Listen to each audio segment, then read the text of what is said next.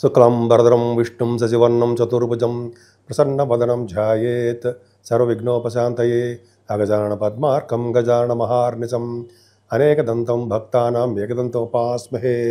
ఓం గం గణపతయే నమః. ఓం శ్రీమాత్రే నమః. ఓం శ్రీ గురుభ్యో నమః. ఈ టీవీ వీక్షిస్తున్నటువంటి ప్రేక్షకులందరికీ కూడా పేరు పేరున నా హృదయపూర్వక నమస్కారాలు. ఇప్పుడు మనం జూన్ 1వ తారీఖు నుంచి జూన్ 30వ తారీఖు వరకు కూడా ఈ 12 రాశుల వారికి ఎలా ఉండబోతుందో తెలుసుకుందాం. దానికంటే ముందర నా పేరు వాడరేవు ఆదినారాయణరావు శర్మ. 7075389589 7075389589. మీ జాతకాలు చూపించుకోవాలనుకున్నా, అదే ఏదైనా ముహూర్తాలు పెట్టించుకోవాలనుకున్నా మా ఆది ఆస్ట్రాలజీకి ఫోన్ చేయండి. నేను తప్పకుండా నేనే లిఫ్ట్ చేస్తాను ఫోను. ఒకవేళ ఇలా షూట్స్లో ఉన్నప్పుడు, అయితే జాతకాలు చెప్తున్నప్పుడు నేను లిఫ్ట్ చేయలేకపోవచ్చు, వాట్సాప్ మెసేజ్ పెడితే తప్పకుండా నేను మీకు రెస్పాండ్ అవుతాను. తప్పకుండా మీకు రెస్పాండ్ అవ్వడమే కాకుండా మీకు జవాబులు కూడా చెప్తూ ఉంటాను. మీకు ప్రాబ్లమ్స్ ఉంటే చెప్తూ ఉంటాను. మిథున రాశి వారికి రఘుబుధులే ఉన్నారు కదండి. మీ రాశిలో బుధాదిత్య యోగంతో ఉన్నారు కదా, బుధగురులు ఉన్నారు, గురుడు కూడా ఉన్నాడు మీ దాంట్లో. బుధగురులు చాలా అద్భుతంగా ఉన్నారు. నెల మొత్తం మీ మిథున రాశి వాళ్ళకి చాలా అద్భుతమైన ఫలితాలు ఉంటాయి. ఎందుకని? గురుడు వలన తెలివితేటలు అధికంగా ఉండడము, జ్ఞానాన్ని పెంచుకోవడము, బుద్ధి బలంతో మీరు గెలవడము జరుగుతూ ఉంటుంది బుధగురుల వలన. అలాగే బుధగురుల వలన కూడా జ్యోతిష శాస్త్ర పండితులు కూడా ఉన్నారండి. వాళ్ళకి కూడా మంచి శాస్త్రము రావడము, డెవలప్ అవ్వడము, వాక్ శుద్ధి కలగడము, ముఖ వర్చస్సు పెరగడము చాలా బాగుంటాయండి. మ్యాథమెటిషియన్స్, ఈ దాంట్లో శాస్త్రజ్ఞులు, మ్యాథమెటిషియన్స్, సినిమా వాళ్ళు, అంటే సినిమా నటన రంగము, సినిమా రంగం అంటాం అని చెప్తాము, వాళ్ళు కూడా మీ దాంట్లో ఉంటారు. మీరు ప్రతి పనిలో కూడా శ్రద్ధ వహించి చేస్తూ ఉంటారు. అంతేకాకుండా మీకు బుధగురుల కాంబినేషన్ వల్ల ధైర్యశాలుగా మీరు ఉండడానికి అవకాశం ఉన్నాయండి. బుధగురుల కాంబినేషన్లోనే వల్లనే ప్రముఖమైన ఆయుటస్ జాతకాల్లో కూడా మీ బుధగురుల కాంబినేషన్ ఉంటుంది. రఘుబుధుల వలన, బుధాది యోగంతో ఉండడం వల్ల అపారమైన తెలివితేటలు, అఖండమైన విద్య సంప్రాప్తిస్తుందనలో సందేహం లేదు. కుజబుధులు కాంబినేషను ఒక మంచి యోగాన్ని కలిగిస్తారండి. అంటే ద్వితీయ భావస్థానంలో కుజబుధులు కర్కాటక రాశులు అవడం వల్ల వాళ్ళు డాక్టర్స్ సంబంధించిన విద్యలో ఉంటారు. వాళ్ళు మిగతా వాళ్ళు ఉండరా? అలా కాదండి. డాక్టర్స్ సంబంధించిన ఎంబీబీఎస్ అవి ఉంటారు కదా డాక్టర్స్. ఆ కుజబుధులు కాంబినేషను, ఇంజనీర్సు, తర్వాత మ్యాథమెటిషియన్స్, గణిత శాస్త్రజ్ఞులు ఉంటారు కదా, మ్యాథమెటిషియన్స్, వీళ్ళందరూ కూడా వాళ్ళు అందులో ఉంటారు. ఆడిటర్స్. కుజబుధులు కాంబినేషన్ ఉంటే చాలా బ్రహ్మాండంగా విద్యలో బాగా రాణిస్తారని అర్థమైపోతుంది. ముఖ్యంగా బుధుడు ద్వితీయ భావం అంటే ధనయోగం కలుగుతుందండి. ద్వితీయ భావంలో లగ్నాధిపతి, రాశ్యాధిపతి ద్వితీయ భావం అంటే ఫైనాన్షియల్ స్టేటస్ పెరుగుతుంది. మీకు మనగడగా మాట్లాడే శక్తి, అంటే బాగా పాటలు పాడడము, అది యాంకరింగ్గా ఉండడం జరుగుతుంది. మీరు చూసుకోండి, మీరు దాంట్లో ఉన్నారు కదా, సినిమా రంగంలో ఉన్నారు, మీరు టెలివిజన్ రంగంలో కూడా మీరు ఉన్నారు. వాళ్ళకి మంచి యాంకరింగ్గా బాగా రాణిస్తారు. కుజుడు ధైర్యాన్ని ఇస్తాడండి బాబాయ్.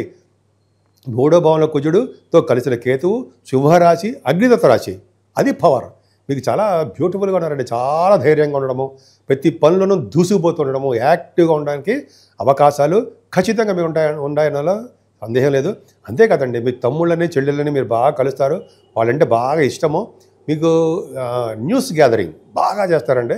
పైగా పట్టుదల ఎక్కువ. మీ వే ఆఫ్ లివింగ్ స్టైలే బ్రహ్మాండంగా ఉంటుంది. అలాగే కొత్త కొత్త ఆలోచనలు వస్తుంటాయి, కార్యరూపం తలుస్తుంటారు. కానీ మీ తల్లిగారి యొక్క ప్రేమాభిమానాలు మీ మీద తక్కువగా ఉంటాయి.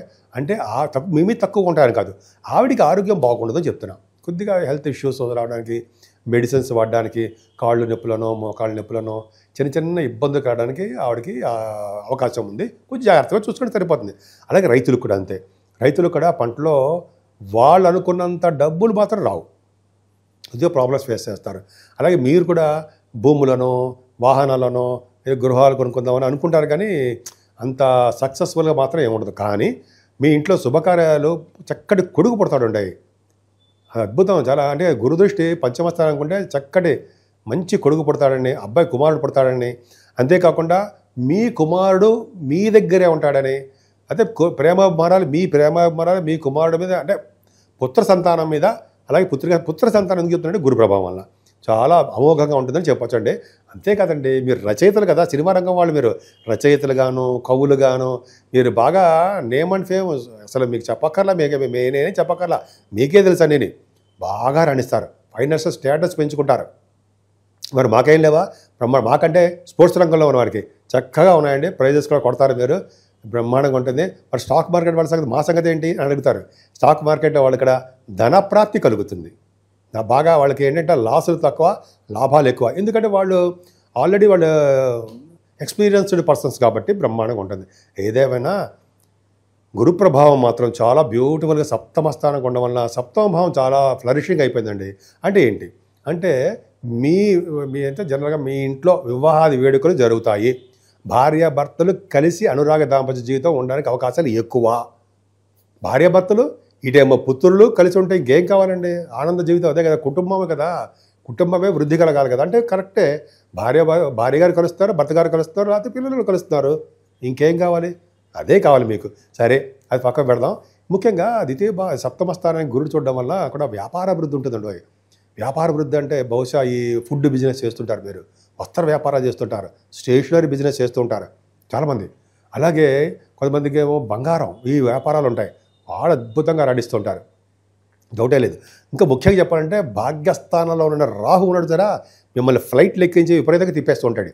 అంటే అందరికీ కాదండి, వాళ్ళ ప్లానింగ్ ప్రకారం ఉంటుంది. విదేశాలకు వెళ్తారు, హయ్యర్ ఎడ్యుకేషన్ వస్తుంది, రాజకీయ రంగంలో పదవులు వస్తాయి. రాహు వల్ల దశమసలు వస్తాయి. దశమల శని గురించి చెప్పుకుందాం. రాహు వల్ల ఖచ్చితంగా మీరు తీర్థయాత్రలు చేస్తారు, ఫారిన్ కంట్రీస్ వెళ్తారు, ఉన్నతమైన చదువులు. డాక్టర్ కుంభరాశిలో కనుక రాహు ఉంటే, జనరల్గా దశమభావం అయి ఉంటే డాక్టర్స్ వృత్తిలో కూడా బాగా నేమ్ అండ్ ఫేమ్ వచ్చి తీరుతుంది మీకు. ఇలా చెప్పుకుంటే చాలా ఉంటుందండి. ఆ రాహు ప్రభావం అనేది అమోఘంగా ఉంది మీకు. అలాగే పొలిటికల్ రంగంలో కూడా బాగా రాణిస్తారన్న కారణం కూడా అదే. ఆటోమొబైల్ ఇండస్ట్రీస్, ఫార్మా రంగం, సిమెంటు అని అంటాం కదా, కోలు, వాటిలో కూడా బ్యూటిఫుల్గా రాణిస్తారు. దశమశని ఏం చెప్తామంటే మనం, గంగా స్నానం చేయించడంలో మొట్టమొదటి వాడు ఆయనే. 2.5 సంవత్సరాల పాటు ఉంటాడండి ఆయన. మీకు 2.5 సంవత్సరాల పాటు ఖచ్చితంగా మీరు గంగా స్నానం చేయకపోతే అని అడగండి. 2.5 సంవత్సరాలు ఎందుకంటే ఆయన శని బ్రహ్మాండంగా ఉంటాను, మీరు చేస్తారు. అంతే కదండి, స్నానమే కాదు, ముఖ్యంగా ఆ దశమంలో మీకు శని కూడా అంత మంచివాడు కాదు. ఎందుకంటే కంటక శని అంటాం, అయినప్పటికీ 9th హౌస్ లార్డ్ కూడా అయ్యాడు కాబట్టి మంచి చేస్తాడు. ఏం చేస్తాడు? సాఫ్ట్వేర్ రంగ ఉద్యోగస్తులకి చాలా అద్భుతమైన ఉద్యోగం ఇస్తాడు, ప్రమోషన్స్కి వస్తాయి. గవర్నమెంట్ ప్రొఫెషన్లో ఉండడానికి అవకాశాలు ఎక్కువ. ప్రభుత్వ రంగ సంస్థల్లో పనిచేస్తారు, ప్రమోషన్స్ వస్తూ ఉంటాయి. శనీశ్వరుడు కదండి, పైగా ఉన్న ఊరు నుంచి దూర ప్రాంతాలకి వెళతారు, జీవనోపాధి కోసం ఫారిన్ కంట్రీస్ వెళ్తారని దశమశని చెప్తూ ఉంటాడు. మీకు ఆల్రెడీ జాతకంలో చూసుకోండి, చెప్పేది తప్పవదు. ఎందుకంటే నేను చెప్పేది తప్పదని కాదు, శాస్త్రాల్లోనే తప్పవదు. దశమశని అనేది ఖచ్చితంగా మంచి చేస్తాడండి ఆయన. పైగా మిథున రాశి వాళ్ళకి 9th హౌస్ లార్డ్ కూడా అయ్యాడు. సరే, మరి మీ రాశ్యాధిపతి లాభంలో లేడు, అమ్మ బాబాయ్ శుక్రుడు. మీరు రాశ్యాధిపతి కాదు, మంచి అద్భుతమైన కారకుడు శుక్రుడు 11వ భావంలో ఉండడం వల్ల సినిమా రంగంలో ఉన్నవారికి, అలాగే ఏ వ్యాపారం చేసినా సరే, బట్టల వ్యాపారం కానీ ఎటువంటి వ్యాపారాలు చేసినా వ్యాపారాభివృద్ధి ఉంటుంది. ముఖ్యంగా వస్త్రాలు, ఆభరణాలు, వాహనాలు కొనుక్కుంటారు. భాగ్య రాజ్య లాభస్థానాలు 9, 10, 11 స్థానాలు ఎంత బ్యూటిఫుల్గా ఉన్నాయండి మీకు. మిథున రాశిలో ఇంతకుముందు చాలా ప్రాబ్లమ్స్ ఉండేవి. రఘుబుధుల గురించి చెప్పాలండి. 12వ భావంలో రఘుబుధులు ఉంటే మీరు ఎక్కువగా దైవ దర్శనాల కోసం డబ్బులు ఖర్చు పెట్టేయడం, అలాగే పుణ్యక్షేత్ర దర్శనాలు, దేవుడు అంటే చాలు, అలాగే తిరుపతి అని అదే ఎటువంటి క్షేత్రాలైనా దర్శనాలు చేసేసుకుంటూ ఉంటారు. విష్ణు దర్శనాలు, అలాగే శివుడి యొక్క దర్శనాలు మీకు ఎక్కువగా జరగడానికి అవకాశం ఉంది. ఎంత డబ్బు ఖర్చు పెడతారో అంత నిల్వ చేయడం కూడా రఘుబుధుల వలన వస్తుంది. అంత బాగుంది చూడండి. ఆ రఘుబుధులే ఫైనాన్స్ సంబంధించిన వాటిలోనూ మీకు బాగా రాణించడము, అలాగే వేదశాస్త్ర అభ్యున్నది కూడా మీ గురుడు రాశిలో ఉండే గురుబుధుల వలన ఇట్లాగా మీకు చాలా అద్భుతమైన ఫలితాలు ఈ జూన్ మొత్తం కూడా బ్రహ్మాండంగా ఉంది.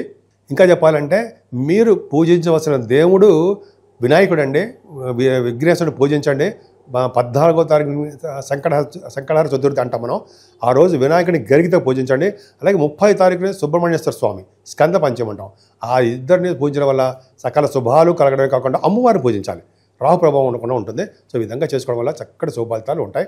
పైగా మీకు కాలసర్ప దోషం రాహుకేతులు ఉన్నారు కాబట్టి కాళహస్తి ఒకసారి దర్శించుకోండి. అయితే మీ ఊళ్ళోనే రాహుకేతులు పూజ చేయించుకుంటే సర్వశుభాలు కలుగుతాయి. జూన్ నెల మొత్తం కూడా 3 గ్రహాల ప్రభావం ఉంది. ఒకటి శనీశ్వరుడు ప్రభావం మీనరాశిలో ఉండడం, నీటి వలన గండాలు, అలాగే ఫైర్ సంబంధించిన వ్యవహారాలు ఉండము, పిడుగుల వలన గండాలు ఉంటాయి. అలాగే రాహుకేతుల మధ్యలో సర్పదోషం, కాలసర్పదోషంలో ఉండిపోయాయి, సవ్యకాల సర్పదోషంలో ఉండిపోయాయి. అంటే ఈ 3 గ్రహాల మధ్యలో మిగతా గ్రహాలన్నీ కూడా ఉండిపోవడం వలన 12 రాశుల వాళ్ళకి అనుకున్నంత శుభఫలితాలు రాలేకపోతుంటాయి. కాబట్టి మనం రాహుకేతులకు సంబంధించినటువంటి పూజలు చేసుకోవడము, మెయిన్ కాళహస్తి వెళ్ళాలండి. వెళ్ళలేకపోతే మన ఊళ్ళోనే చేసుకుందాం రాహుకేతుల పూజలు. అమ్మవారు మెయిన్ కనకదుర్గ అమ్మవారిని పూజించిన వారికి గణపతి ఆరాధన చేసేవారికి ఖచ్చితంగా రాహుకేతువులలో వచ్చే దోషాలు తగ్గుతాయి. ముఖ్యంగా చాలామంది చెప్తారు కదా, కలియుగంలో అమ్మవారు గౌరీ అండ్ వినాయక అంటే కలియుగంలో గౌరీదేవుని అంటే అమ్మవారిని అలాగే వినాయకుడిని పూజించాలి అంటాం కదా మనం. ఖచ్చితంగా కలియుగంలో పూజించాల్సిందే. ఎంతమంది దేవుడిని పూజించినా సరే వినాయకుడిని అమ్మవారిని పూజ చేయకపోతే ఆ ఫలితం ఉండదు కలియుగంలో. గుర్తుపెట్టుకోండి, నేను చెప్పేది కాదండి, శాస్త్రం చెప్తాను. అదొకటి చేయించాలి. అలాగే శనీశ్వరుడికి తైలాభిషేకాలు బాగా చేసుకోవాలండి. చేసుకోవడం వల్ల మీకు బాగా కలిసి వస్తుంది. ముఖ్యంగా ఆంజనేయ స్వామి వారిని, వెంకటేశ్వర స్వామికి దీపారాధన చేయడం, అఖండ దీపారాధన ధ్వజస్తంభం దగ్గర శనివారం. అలాగే శివుడికి అభిషేకాలు చేసుకుంటే సకల దోషాల పరిహారం అవుతాయి. ముఖ్యంగా 14వ తారీఖుని సంకటహర చతుర్థి అని వస్తుంది. ఆ రోజుని వినాయకుడిని గరిగితో పూజించిన వారికి సకల శుభాలు, 12 రాసుల వారికి కూడా శుభాలు జరుగుతాయి. అంతేకాదండి 23వ తారీఖున మాస శివరాత్రి ప్రదోష కాలంలో అంటే ఈవినింగ్ టైంలో స్వామివారికి అభిషేకాలు చేయించుకున్నా, అది పూజ చేయించుకున్నా మీ గోత్రనామాలతోటి 12 రాసుల వాళ్ళకి శుభఫలితాలే దక్కుతాయి. అంతేకాకుండా 30వ తారీఖు స్కంద పంచమి అని వస్తుందండి. అంతేకాకుండా ఈ నెల నుంచి గురుమూఢమి కూడా ఉంది. అది కొద్దిగా మంచి ముహూర్తాలు ఏమి ఉండవు. సరే, ముఖ్యం 30వ తారీఖు మాత్రం స్కంద పంచమి వస్తుంది కాబట్టి సుబ్రహ్మణ్యేశ్వర స్వామిని అత్యంత బాగా పూజించాలి కాబట్టి సుబ్రహ్మణ్య స్వామిని పూజ చేసుకుంటే మంచిది. సో ఈ విధంగా మీకు ఇష్టమైన దేవుడు ఎవరు అని ఉంటే ఆ దేవుడికి పూజించండి. మరింత శుభఫలితాలు వచ్చి తీర్థంలో ఏమాత్రం సందేహం లేదు. మీకు సంపూర్ణమైన ఆయురారోగ్యాలతో ఉండాలని, అష్టైశ్వర్యాలతో ఉండాలని నేను మనస్ఫూర్తిగా కోరుకుంటున్నాను.